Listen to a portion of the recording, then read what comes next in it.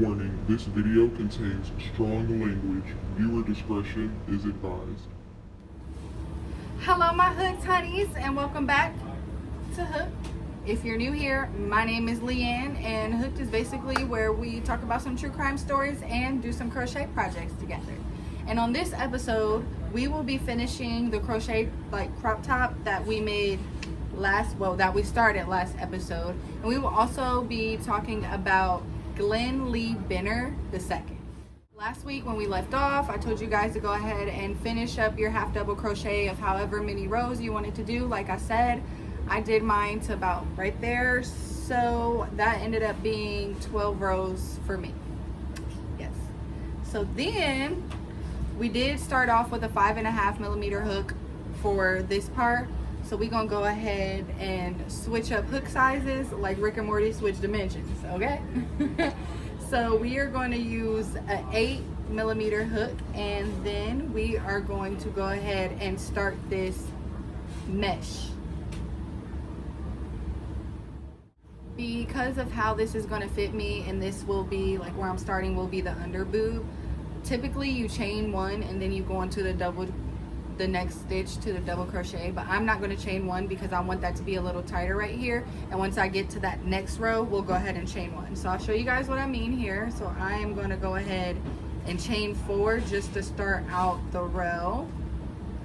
We are going to skip that first stitch and go into the second stitch with a double crochet, sorry, not half double, with a double crochet. And then we'll skip the next stitch and go in to that next one with a half double crochet. So typically you would chain 1 in these spaces, but we're not doing that because of where mine is fitting, and I kind of want it to be a little bit more snug right through here. And then once I get to that next row, I'll go ahead and chain 1, double crochet, chain 1, double crochet. So in this row, like I said, we're still skipping a stitch, but we're just not chaining one. So we'll go into the next stitch with a double crochet.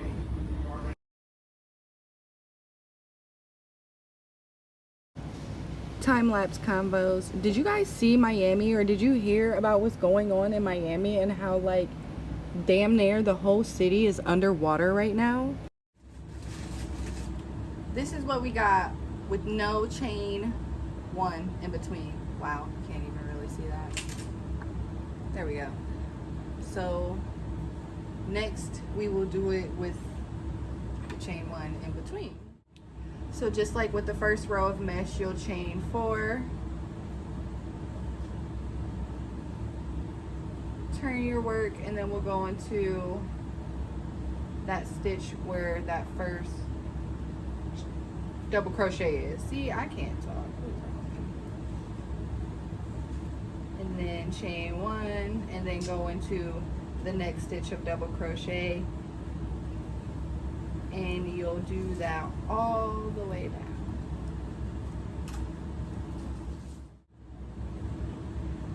So I'm going to probably do like 6 rows of this mesh kind of stitch, and then we'll go on and do the straps, and I'll show you, well, probably not the straps, but we'll go ahead and do the back of it and lace it up, and I'll show you how to do that.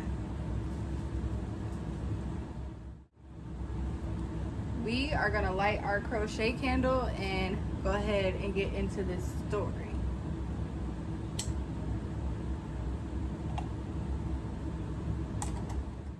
I just need you to give me 2 seconds. I've been going over and over in my head trying to think of the words that I could say to ease the imaginable pain that you've been going through for the past 20 years because of my actions. I'm sorry, Trina and Cynthia were both 2 beautiful girls who didn't deserve what I did to them. They are in a better place, and all I can say is I'm sorry. May God give you peace. Glenn is responsible for the murders of 26-year-old Cynthia Sedgwick and 21-year-old Trina Bowser. On August 6th of 1985, Glenn kidnapped Cynthia and took her to the woods that were surrounding the Blossom Music Center, where they both attended a concert, right? So Cynthia appeared to be in like a tipsy like state, and she kept like wandering away from her friends, which is a no-no. We don't, no. If we come together, we stay together, we leave together. That's just how that goes. So on one of her little trips away from her friend group is when she was approached by Glenn. Well, he then basically kidnapped her and took her to those woods. He then decided to rape her and choke her to death, and he just left her body in the woods. Now, the next day, Glenn went to work, and some of the buddies that he worked with went to the concert with him the previous night, and he decided to tell them, yeah, you know, the drunk girl that I met last night, I raped and killed her. Why is that something that we brag to our friends about? Why are you doing that? What is wrong with you? This guy is a different kind of special, y'all.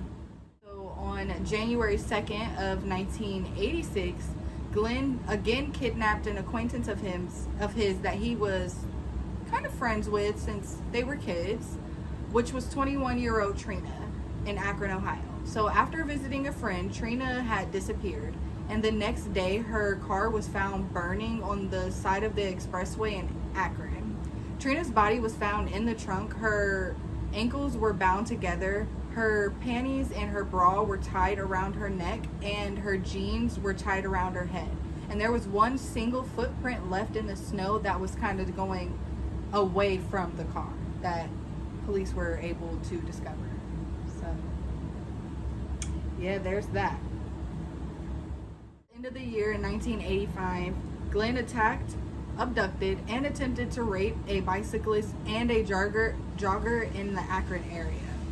He also broke into the home of Nancy Hale and raped her. Glenn confessed to the rape upon his arrest. So yeah, he just went ahead and offered up that information. On May 14th in 1986, Glenn was convicted for kidnapping and rape and aggravated murder. He was also convicted for the attempted murders and rapes of the two other women on separate other occasions. He was sentenced to death. Glenn spent 19 years and 8 months on death row before being executed by lethal injection on February 7th of 2006.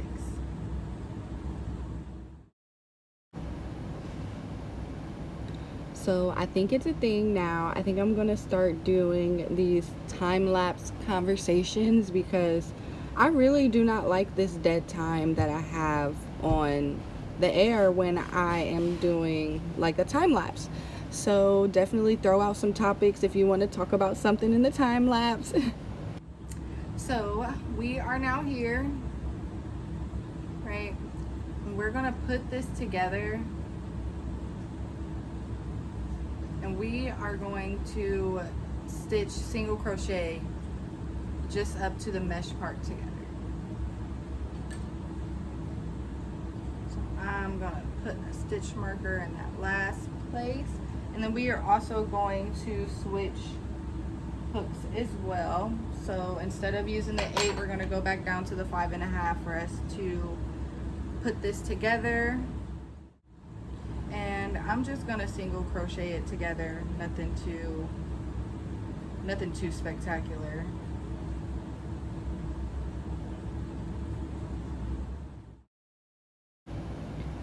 During this part, I did 3 single crochet in each square, and then I did a single crochet in the double crochets together. So 3 single and then 1 in the double crochet space. For your last stitch, just finished my last one. We're just gonna go through the bottom of this half double crochets, and we'll tie that.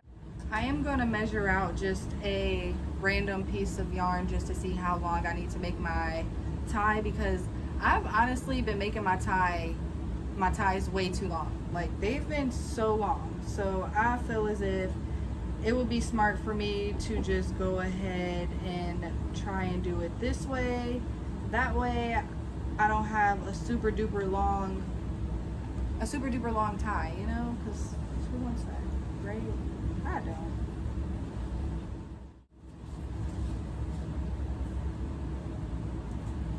This is the size I got. I think that would be a pretty nice size. So I am going to have to figure out how to pull this from both sides, because we're going to use 2 strings for the strap.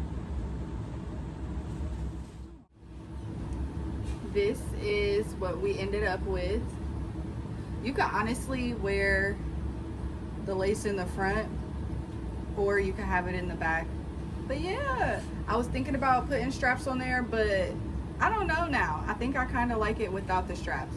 We'll see. Depends on how I'm feeling. Well, my hooked honeys, that was the tragic death of 21-year-old Trina Bowser and 26-year-old Cynthia Sedgwick. I hope you guys enjoyed the story, and if you did follow along with making the top, I definitely want to see you guys' final products. Of course, the final product of what I made will be on the Instagram page, and I've been doing a lot of stuff like on the side too, so definitely give me a follow on Instagram at HookedWTrueCrime, and also make sure you subscribe because I'm here for you every Wednesday. Love y'all.